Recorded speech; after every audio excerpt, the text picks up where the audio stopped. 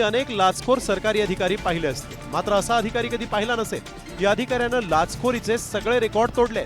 या अधिकाऱ्याच्या घरावर छापा घातल्यानंतर सर्वांनाच धक्का बसला। हा IAS अधिकारी केवळ पैसेच खात नव्हता, तर त्याला झोपण्यासाठीही पैशांचाच बेड लागायचा।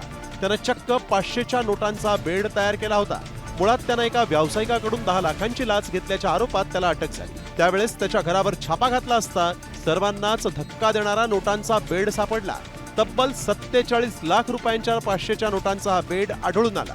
धीमन चकमा असं या IAS अधिकाऱ्याचं नाव असून तो ओडिशातल्या कालाहंडी जिल्ह्यातल्या धर्मगडचा उपजिल्हाधिकारी आहे। धीमान यांना अटक करण्यात आली असून त्यांच्या विरोधात कसून चौकशी सुरू आहे। अजून त्यांनी किती माया जमवली याचाही तपास सुरू आहे। मात्र यामुळे लाचखोर सरकारी अधिकाऱ्यांचा मुद्दा पुन्हा एकदा चर्चेत आलाय।